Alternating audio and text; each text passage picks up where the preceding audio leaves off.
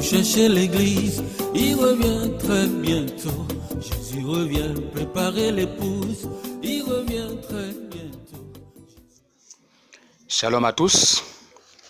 Que la paix et la grâce du Seigneur soient avec vous.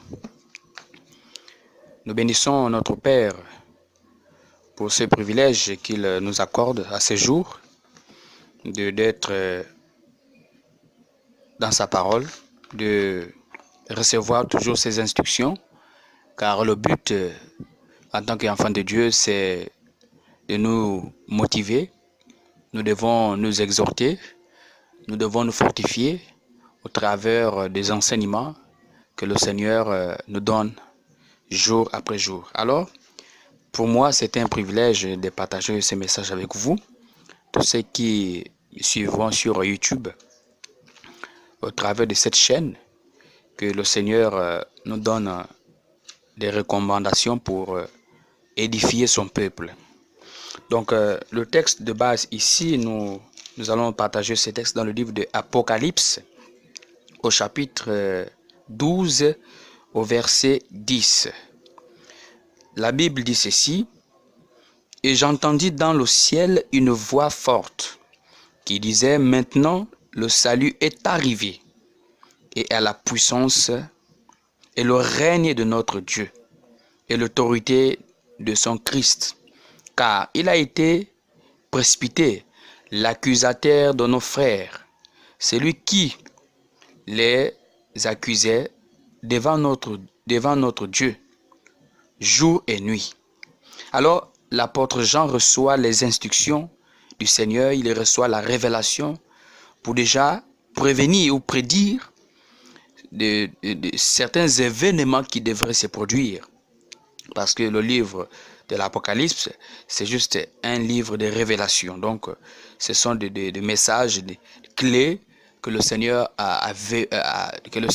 donne à son Église. Alors, c'est comme ça que Jean reçoit cette révélation. C'est comme ça il nous fait part de ce qu'il entend.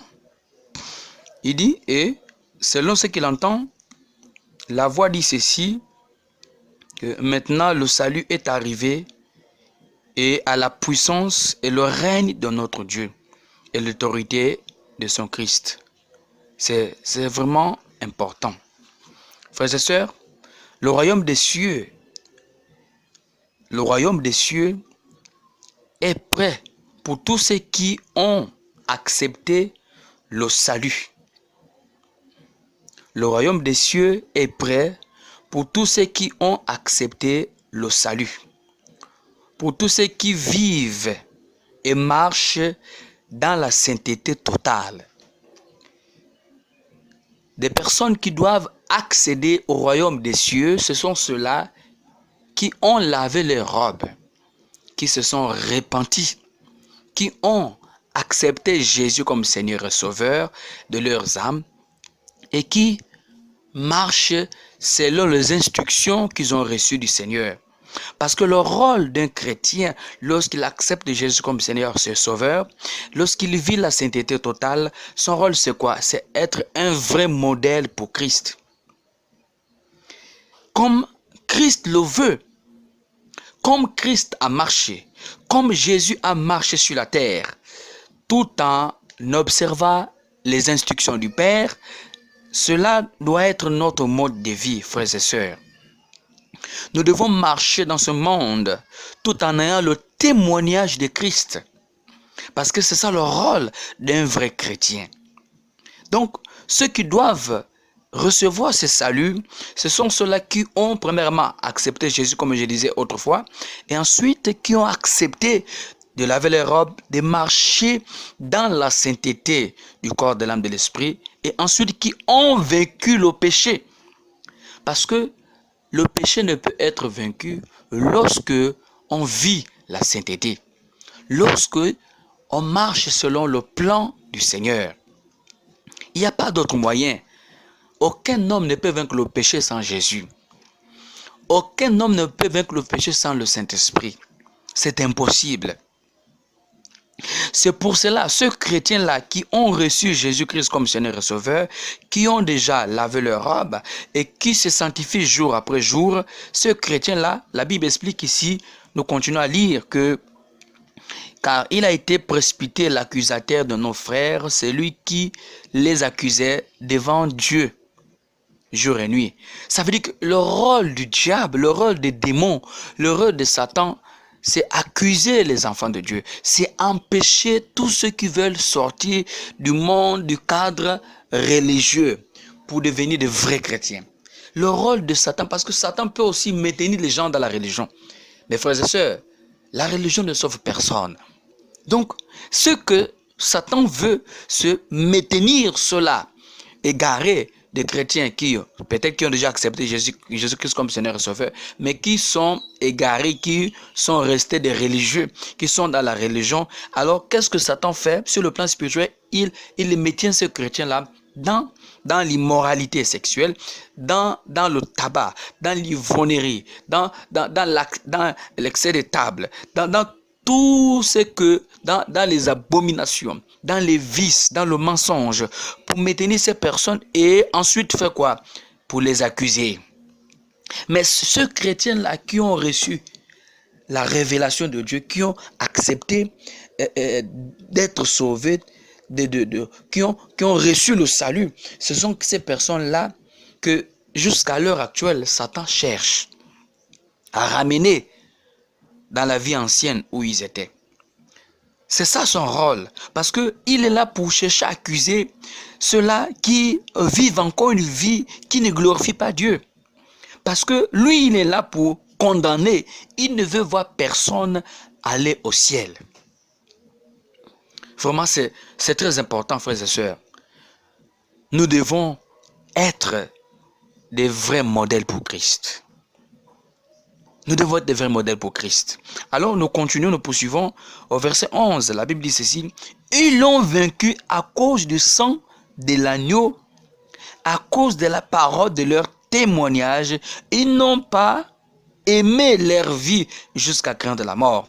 Soulignons ces points-là. On parle ici, donc ceux chrétiens-là, qui n'ont pas fléchi les genoux devant Satan, ça veut dire qu'ils ont déjà pris une décision ferme de quitter le monde de l'iniquité, de suivre Jésus comme Seigneur Sauveur et d'être des modèles. Ensuite, qu'est-ce qui se passe? La Bible dit quoi? Que ces chrétiens ont pu vaincre Satan à cause de quoi? À cause du sang. Parce que le rôle du sang, c'est la purification. Ça veut dire que ceux-là qui ont reçu la purification, qui ont été régénérés par Christ, ceux-là qui ont reçu la purification, ensuite, quand ils reçoivent la purification de leurs péchés, quand on parle de la purification, nous rentrons dans le cadre de la repentance. Donc, ceux qui se sont repentis, qui ont lavé les robes, qui ont reçu la marque du Saint-Esprit en eux, ensuite, qui ont reçu le sang de l'agneau, qui est le sang de Christ, parce que Christ et Jésus est venu sur la croix pour mourir, afin que tous ceux qui croient, qui l'acceptent, qui vivent, qui se répandent, automatiquement, leurs péchés doivent être lavés. Alors, ensuite, une fois que ces chrétiens-là ont reçu le pardon de leurs péchés, qu'ils ont maintenu quoi? Qu'ils ont pu avoir quoi? La parole qui était en eux a poussé ces chrétiens à avoir un témoignage. Parce que c'est ce que la Bible dit. Je vais relire pour comprendre. Il dit, ils l'ont vaincu à cause du sang de l'agneau, à cause de la parole de leur témoignage. Ça veut dire qu'il y avait quelque chose qui attirait ce chrétien-là. Ils avaient un témoignage, mais le témoignage qu'ils avaient, leur témoignage était lié à la parole. Ça veut dire que tout ce qu'ils disaient, tout ce qu'ils confessaient était lié à la parole. Et c'est la parole qui a amené ce chrétien-là à avoir un témoignage pur et vrai et sincère devant Dieu. Et c'est ça le but de vrai chrétien, c'est d'avoir un témoignage. C'est témoigner pour Jésus, c'est rendre témoignage pour Christ. Donc, premièrement, comme je disais, sur l'union, on parle du témoignage. Ensuite, ils n'ont pas aimé leur vie jusqu'à quand la mort. Ça veut dire que la vie qu'ils avaient, ils se sont préférés, en fait, ils ont abandonné cette vie-là. Ils ont abandonné cette vie. Et tout à l'heure, je donnerai plus de précisions. Ces chrétiens-là se sont abandonnés. Ils ont lavé les robes. Ça veut dire qu'ils ont accepté le sacrifice. Ils ont accepté le salut. Donc, c'est tout à fait logique que ces chrétiens-là puissent pas craindre la mort. Parce qu'il y a ici la mort physique et la mort spirituelle. Donc, ces chrétiens ont accepté de mourir pour Christ. Donc, mourir dans ce monde, laisser les choses du monde, et tout ce que nous pouvons citer ici. Donc, ils ont gardé ce témoignage et tout en ayant un cœur repentant. Et ensuite, ces chrétiens ont gardé le témoignage de l'évangile. Ils n'ont pas eu peur de vivre comme le Seigneur veut. Ils ont eu le courage de se renoncer. C'est-à-dire de renoncer les choses du monde, les désirs, les plaisirs du monde, les passions du monde, l'amour du péché. Ils n'ont pas pu craindre la mort. Mais ces chrétiens-là ont préféré mourir dans ce monde pour Christ. Nous pouvons voir le texte de base dans le livre de Jean au chapitre 12 au verset 25.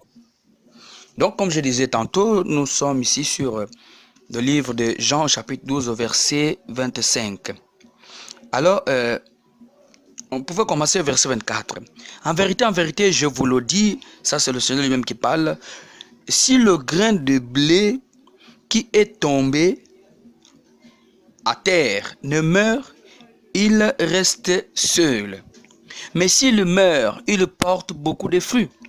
Celui qui aime sa vie la perdra. Et celui qui hait sa vie dans ce monde la conservera pour la vie éternelle. Si quelqu'un me sert, qu'il me suive. Et là où je suis, là aussi sera mon serviteur. Si quelqu'un me sert, le Père l'honnera. Donc, comprenez, frères et sœurs. Donc, Jésus est très clair dans cet enseignement. Il est très clair dans ce qu'il dit. Ça veut dire que si tu aimes la vie du monde, tu ne peux pas prendre part au royaume des cieux. Si tu aimes les passions du monde, si tu aimes les plaisirs du monde, si tu n'es pas mort pour le monde, tu ne peux pas entrer au ciel. Tu ne peux pas entrer au ciel. Parce que ceux qui rentrent au ciel, ce sont ceux-là qui sont morts pour le monde, qui acceptent de souffrir, qui acceptent d'être persécutés, qui acceptent des épreuves à cause de leur foi, qui acceptent les humiliations à cause de leur foi, qui acceptent la honte parce que les gens vont se moquer de toi, les gens vont te pointer du doigt. Ils te diront ce que tu n'aimerais pas entendre. Mais quand tu n'es pas mort du monde, quand tu n'es pas mort, tu es encore vivant dans le monde sur le plan spirituel, ça veut tout simplement dire que tu es obligé de vivre comme ces personnes-là. Et c'est ce qui fait en sorte qu'il y a nos frères et sœurs dans la foi qui se sont engagés, qui ont eu le courage de suivre le Seigneur, mais à un moment donné, à cause de la peur, à cause des moqueries, à cause des critiques, ces personnes n'ont pas pu supporter et sont réparties dans leur ancienne vie. Alors, c'est très grave. Parce que celui qui abandonne Christ, celui qui abandonne Dieu, c'est celui qui n'a pas connu Dieu. Aucune personne ne peut connaître le vrai Jésus, le vrai Saint-Esprit. Le vrai Saint-Esprit et abandonner, c'est impossible, frères et sœurs. C'est impossible. Donc, si tu n'es pas prêt pour mourir à cause des passions du monde, tu ne peux pas entrer au ciel. Si tu n'es pas prêt à laisser les faux cheveux, les parures mondaines, si tu n'es pas prêt à t'abandonner, tu n'es pas prêt à sacrifier ta vie, tu ne peux aller nulle part. Parce que ce que Dieu veut, c'est une vie de sainteté. Ce que Dieu veut, c'est une vie de sanctification. Parce que souvent, beaucoup ne comprennent pas, il y a la sainteté et la sanctification. C'est des mots qui vont dans le même sens. Celui qui est, voilà pourquoi le Seigneur dit souvent, il dit, soyez saints comme moi je suis saint. Donc, une personne qui est sainte, c'est une personne qui est une mise à part. C'est une personne qu'on a séparée, qui n'est plus comme tout autre. C'est une personne qui mène une vie qui n'est plus comme la vie que tout le monde mène. Les choses que cette personne faisait autrefois ne peut plus le faire parce qu'il y a une séparation entre elle et le monde. Donc, c'est ça la définition de la sainteté. Donc, si tu mènes une vie de sainteté, c'est une mise à part. Maintenant, quand on parle de la sanctification rentre dans le cadre d'une vie de consacration. Tu te consacres pour Dieu. Tu dois te priver pour Dieu. Tu dois priver le désir de la chair. Tu dois priver les passions du monde. Tu dois te priver de tout ce que le monde t'offre. Tout ce que le monde te donne. Tu dois te priver de ces choses parce que tu veux entrer au ciel. Donc tu mènes une vie de consacration. C'est ça la définition de ce mot de sanctification. Nous revenons sur Apocalypse. Au chapitre, comme je disais tantôt, chapitre 12, nous avons commencé au verset 10. Maintenant, nous sommes juste au verset 12.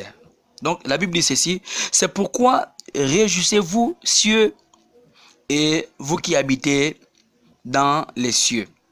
Malheur à la terre et à la mer, car le diable est venu vers vous, animé d'une grande colère, sachant qu'il a peu de temps. Frères et sœurs, voilà le vrai travail de Satan.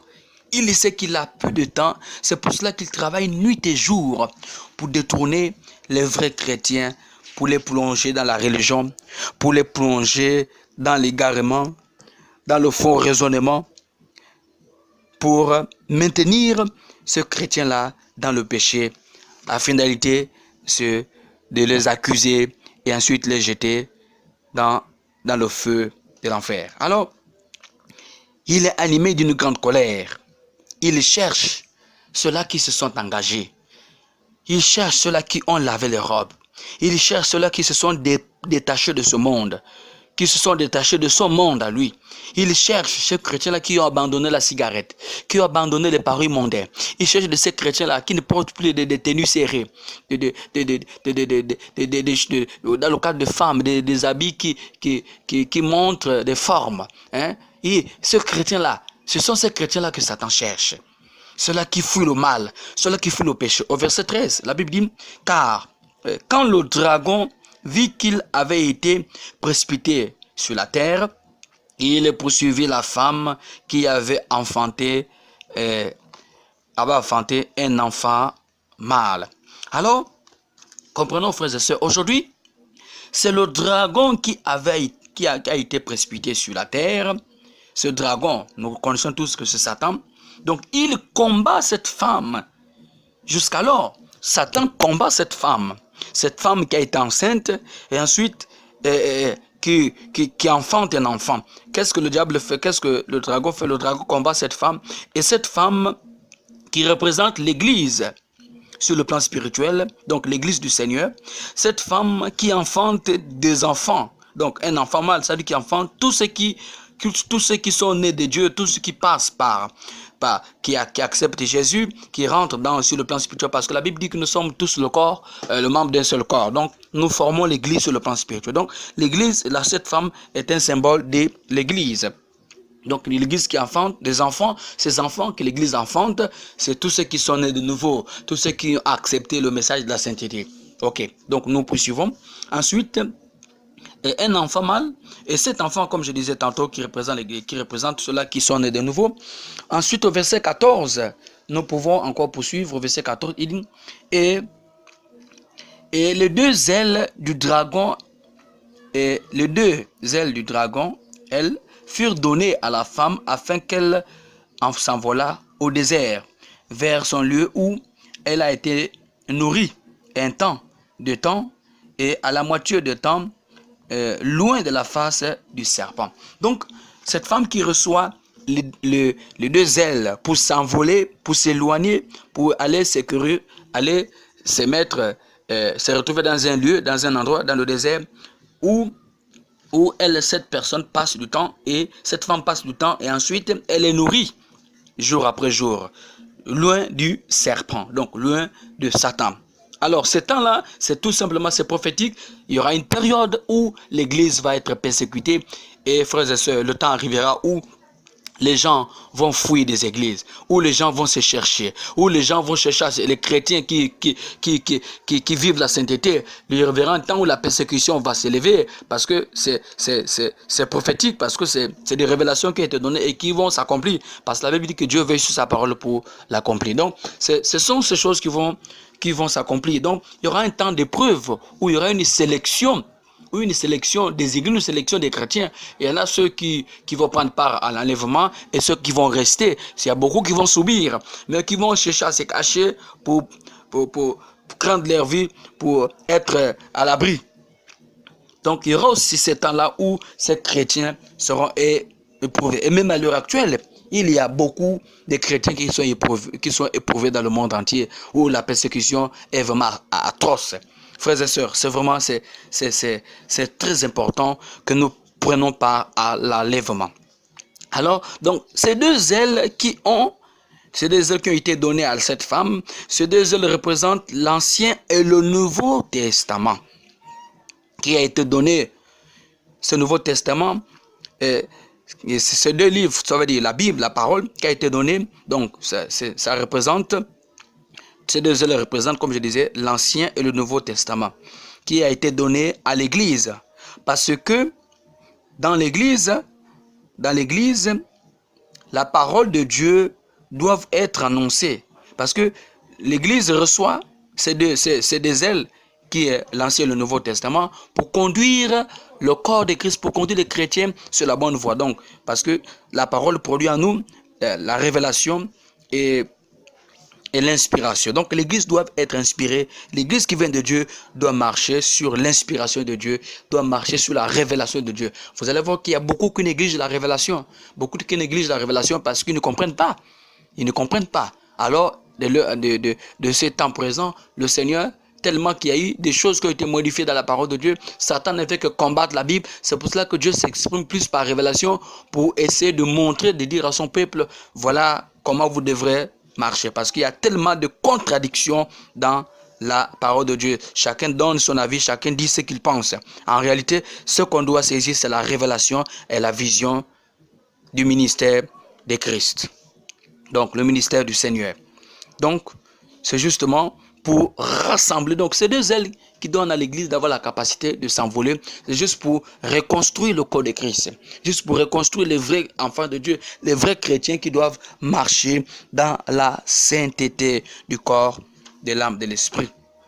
Donc, frères et sœurs, nous sommes dans des temps où parfois nous sommes éprouvés parce que l'épreuve a plusieurs formes. Les épreuves ont plusieurs formes.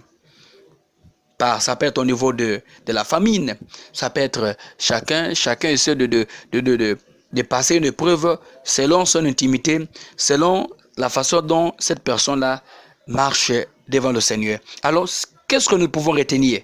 Ce que le Seigneur veut, malgré les épreuves que nous subissons, le Seigneur sait que le Seigneur veut que nous restons fermes, que nous restons sur la parole pour avoir la capacité de saisir la vision du Seigneur. Nous devons rester fermes, frères et sœurs, afin que nous ne puissions pas nous détourner. Nous devons rester fermes parce que la Bible déclare qu'au dernier temps, dans ce temps-là, il y aura des hommes, des élus qui vont même, qui vont prendre part aux choses du monde. Parce que si tu ne veilles pas, tu ne pries pas, tu pourras te retrouver dans ce genre de situations. C'est pour cela, si nous nous accrochons à la révélation et à l'inspiration du Seigneur, frères et sœurs, nous serons à l'abri. Et Dieu veille sur sa parole. Il garde ceux-là qui fournissent les efforts de ne pas se détourner, de ne pas s'écarter de ce qu'il a donné comme instruction. Donc, pourquoi il y a tant de divisions dans le corps de Christ? Pourquoi il y a tant de confusion? Parce que c'est ce que l'ennemi veut. Parce qu'il sait que si l'Église est unie, il sait que si l'Église est un modèle de Christ, lui, il n'aura pas la possibilité de la détruire. C'est pour cela qu'il sème la confusion, même dans le cadre de ceux-là même qui ont accepté le message de la sainteté, ceux qui se sont dépouillés, aujourd'hui qui ont laissé déjà l'orgueil prendre la place dans le cœur, qui fait en sorte que les gens pensent qu'ils sont déjà arrivés. Ceux qui sont des chrétiens, qui sont des mouvements de réveil, qui ont accepté ce message de la sainteté, mais qui laissent les portes ouvertes par l'orgueil, par le mépris, qui se disent qu'ils sont déjà arrivés. Mes frères et sœurs, c'est le Saint-Esprit qui confirme sa loi. C'est le Saint-Esprit qui confirme sa loi. Donc ça ne sert à rien. Souvent peut-être de se voir que tu es plus meilleur que l'autre, ça ne servira à rien. Ce que tu dois faire, ce que nous devons faire, c'est être humble et chercher le Seigneur dans notre intimité. L'Église n'est plus à sa place. Les chrétiens ne sont plus à leur place. Ce n'est pas ce que le Seigneur veut. Voilà pourquoi nous devons être des vrais modèles pour Christ. Des vrais modèles pour Christ. Paix et grâce.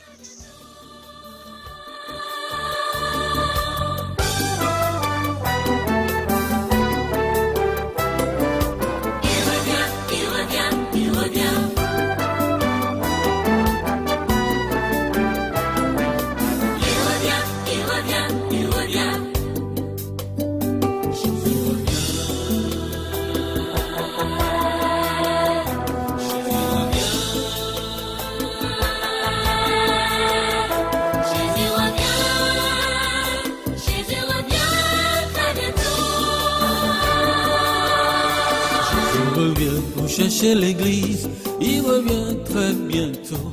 Jésus revient préparer l'épouse, il revient très bientôt.